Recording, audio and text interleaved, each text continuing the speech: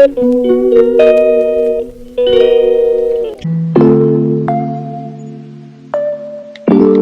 Everyone, welcome back to my channel life of Chhavi में आप सबका स्वागत है।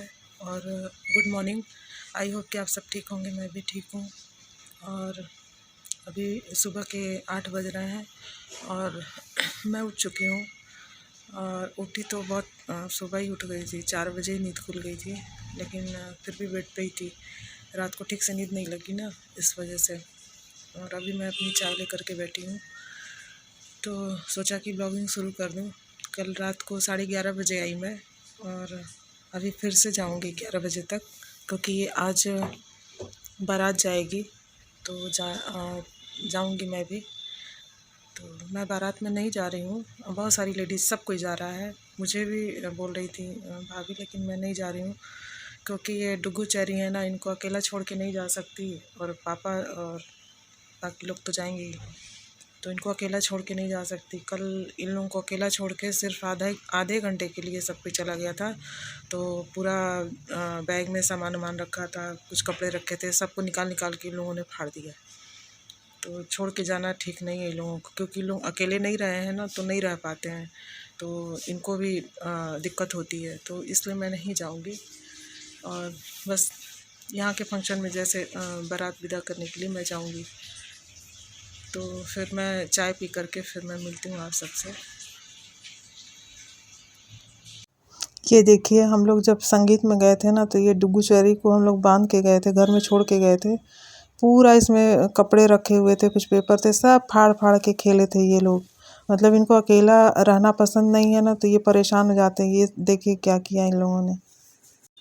और डुग्गू चेरी यहाँ पे रूम हीटर का लुत्फ़ उठा रहे हैं। इनको बहुत ठंड लगती है, वैसे भी ठंड बढ़ गई है, तो ये रूम हीटर के पास ही रहते हैं। और कैसे दोनों एक साथ लेटे हैं, नहीं ऐसे इनका पड़ता नहीं है बिल्कुल। और अभी दोनों ही रूम हीटर के पास ऐसे ही बैठे रहते हैं, इनको बहुत अच्छा लगता है।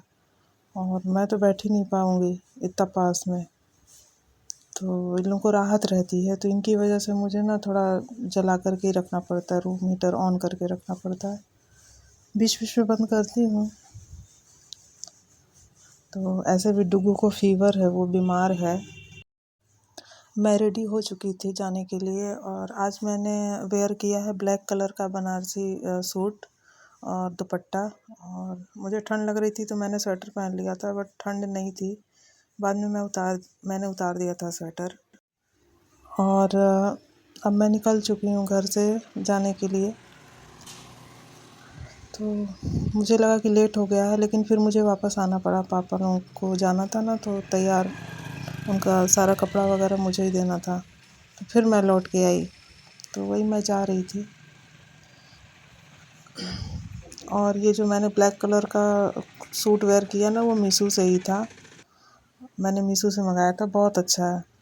और देखिए, मैं रास्ते में एक यहाँ पे बगल में एक क्लब और है, वहाँ भी शादी थी आज, और मैं दूसरे वाले क्लब में जा रही हूँ। तो लेट तो हो गया है, लेकिन हो गया। ठंड भी था, काम इतना हो जाता है ना, नहीं निकल पाती हूँ जल्दी। और मैं जैसे ही आई तो यहाँ मंडप पूजाई की रस्म शुरू हो चुकी थी। भैया भाभी हैं मेरे, तो ये पूजा कर रहे थे मंडप का।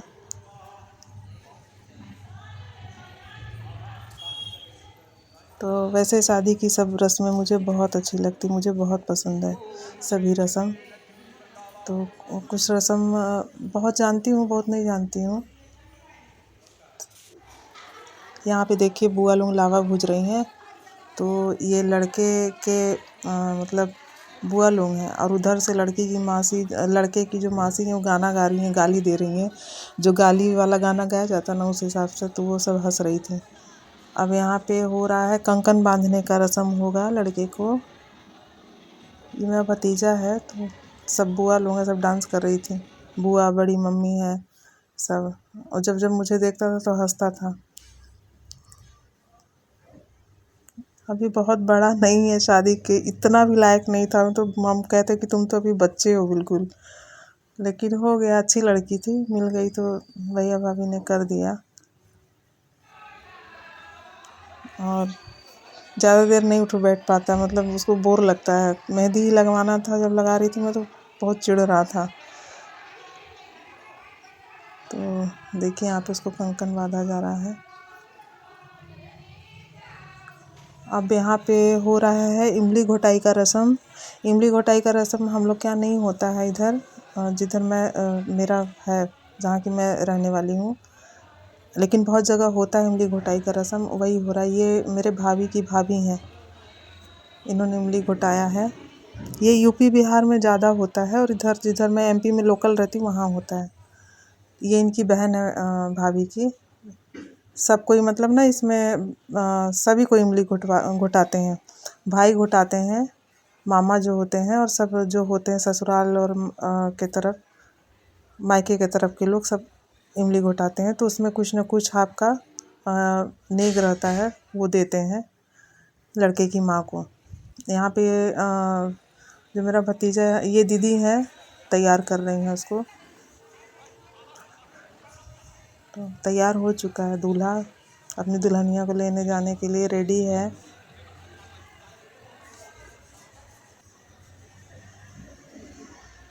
ये बुआ काजल लगा रही, काजल लगाने की रस्म हो रही है यहाँ पे। तो बुआ है, काजल लगा रही हैं। सब कुछ ठीक होता है, लेकिन जो दूल्हे को काजल लगा देते हैं ना, उस वजह से दूल्हा अजीब दिखने लगता है। लेकिन हो गया, रस्म है, तो जो रस्में चली आ रही हैं उसको तो करना ही है। खैर, शादी विवाह की रस्में होती ही ऐसी हैं। कुछ कुछ रस्म तो बहुत इमोशनल कर देता है मन को। और ख़ास तौर से बेटियों की अगर शादी हो तो उसमें तो बहुत सारे रस्म ऐसे होते हैं जहाँ पे रोना आ जाता है। दूल्हा तैयार हो चुका है। अब निकलने के लिए सब कोई रेडी हो गया है। आज ना बादल भी बहुत था, ठंड भी बहुत थी।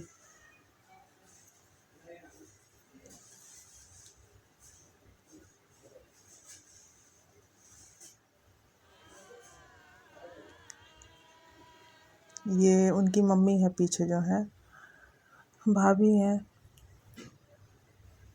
अब एक रस्म होगी, लड़के को टीका और सब कुछ करेंगे। उसके बाद फिर बारात को हम लोग विदा कर देंगे दुल्हनिया लेने के लिए। मैं दुल्हन आ चुकी है पर मैं नहीं जा पाई हूँ। मैं किसी दिन जाऊँगी, और मन तो आज ही कर रहा था कि चली जाऊँ, लेकिन नहीं जा पा रही हूँ। बाद में मैं चली जाऊँगी।